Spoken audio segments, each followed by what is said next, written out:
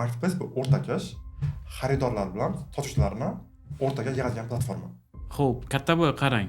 Marketplace 2021-yil уже juda rivojlanishga ega bo'ldi, to'g'rimi? O'sha pandemiyadan keyin juda rivojlanishga ega bo'ldi. Albatta. Xo'p, hozir 2025 kelayotgan yo boshlamoqchi bo'lgan biznesmenlar misol marketplace bo'yicha kirib ishlamoqchi bo'lgan, o'zini tovarini, mahsulotini sotmoqchi bo'lgan insonlarga kirish kech bo'lmadimi? Muxtar aka, juda katta rahmat. Savol juda ham ajoyib va umuman mashhur savollardan biri. Chunki ko'pchilikda qo'rquv bo'ladi-da, o'zi kech bo'ldimikan, konkurentlar ko'p-da. Bir tomondan qaraganimizda konkurentlar ko'p bo'lgani yaxshi. Ikkinchi tomondan konkurentlar ko'p deyishadi.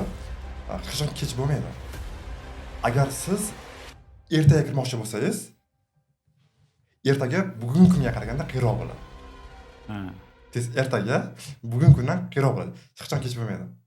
Agar siz indinga kirmoqchi bo'lsangiz, o'sha indingi kuni ertangi kundan qiyroq bo'ladi. Prosta ertagacha yo'q, kirib qolish kerak.